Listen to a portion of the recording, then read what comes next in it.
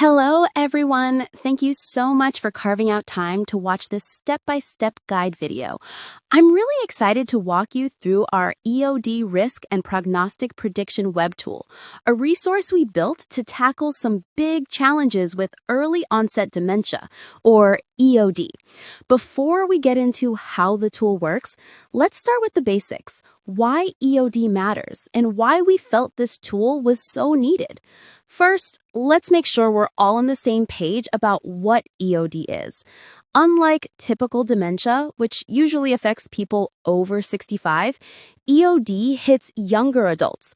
That's why our tool focuses on people under 65. But here's the thing. EOD comes with a unique set of hurdles. For one, it's often diagnosed late or even misdiagnosed entirely. A lot of healthcare providers don't expect dementia in younger patients, so symptoms can slip through the cracks. It also has what we call greater genetic and clinical heterogeneity. Basically, its causes and symptoms vary way more than late-onset dementia. That makes it even harder to spot early. And the impact? It's huge. EOD strikes when people are in their prime, building careers, raising kids, caring for families. So it's not just a health issue, it's a major socio-economic strain too. The good news? EOD is understudied, but it also has way more potential for early intervention if we can catch it soon. Alzheimer's is the biggest one, followed by vascular dementia, frontal temporal lobar degeneration, and others making up the rest. For younger patients, these numbers show just how crucial it is to have a way to estimate risk early. Now that we understand why EOD is such a critical issue, let's talk about the solution we've built, the Easy Detect EOD Health Assessment System. It's a machine learning tool, but don't let that scare you. It's super user-friendly, and it does two key things. First, it estimates EOD diagnosis risk for people under 65 in the general population. Second, it gives prognostic predictions, so survival outlooks, for patients who've already been diagnosed with EOD. Let me quickly walk you through the interface. You can picture this as I talk. When you open the tool, you'll see a diagnosis risk score, like 0.3768 in our example. The threshold here is 0.53, so if the score is above 0.53, that's high risk. Below that, low risk. Then there's a section for inputting patient data, things like age, education, gender, and chronic conditions.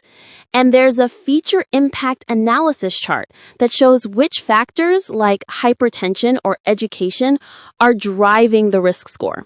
That way, you can see exactly what's contributing to the result.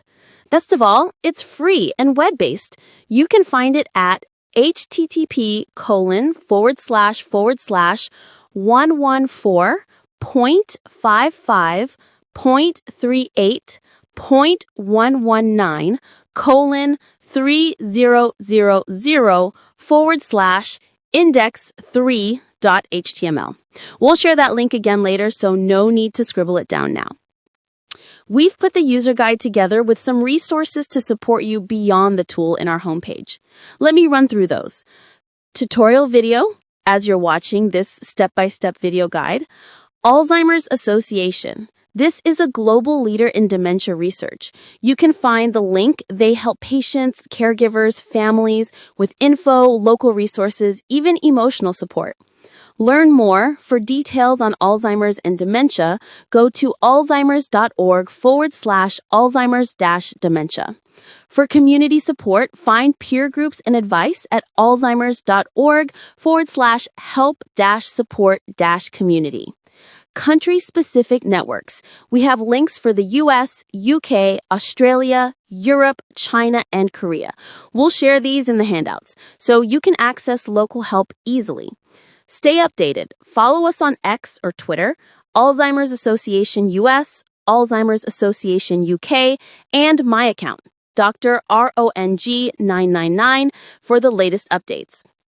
If you have questions about the tool, email us at shulm@gzmu.edu.cn.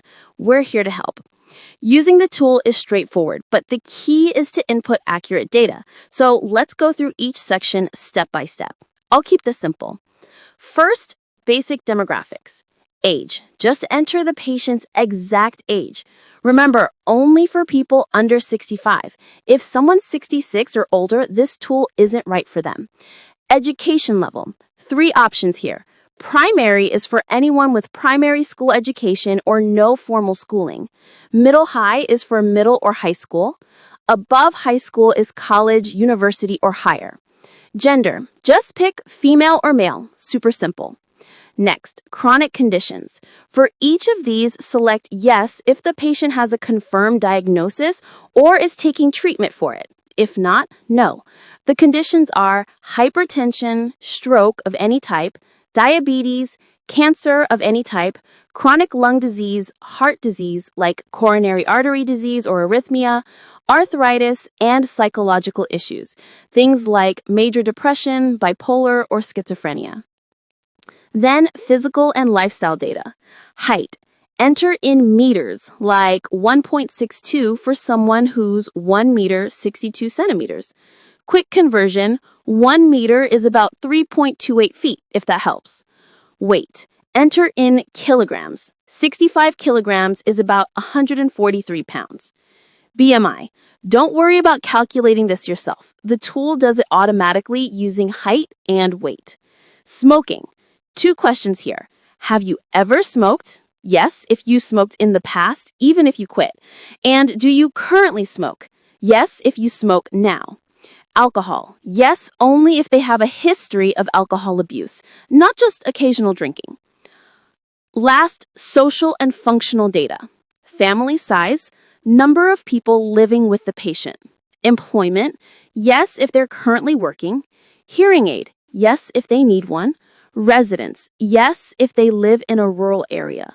Grip strength. Enter left and right hand strength in kilograms. Vigorous activity.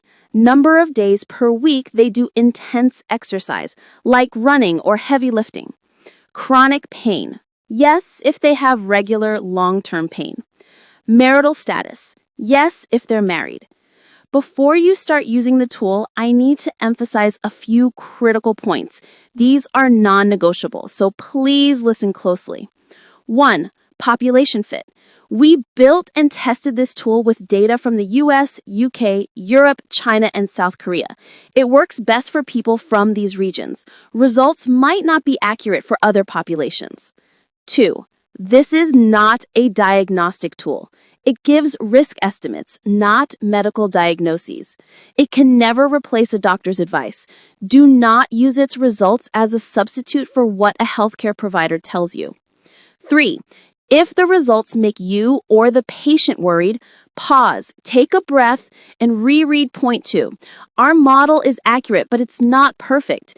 Every person is different. Always talk to a qualified doctor for follow-up. 5. Safety first. If you or the patient feels upset or distressed while using the tool, stop right away and see a doctor. Usage policy. The tool is free and for public good only. No commercial use, no sharing it without permission. The development team holds the interpretation rights. At the end, this tool is a small step towards better EOD care. Its real value is in starting conversations with doctors, not replacing them. If you or someone you know has dementia symptoms like memory loss, confusion, or trouble with daily tasks, please seek medical help right away. That's all for my walkthrough, but I'm not done yet. I'd love to answer any questions you have. Feel free to contact me. Thank you so much for your time and attention. Here's to better early detection and support for EOD.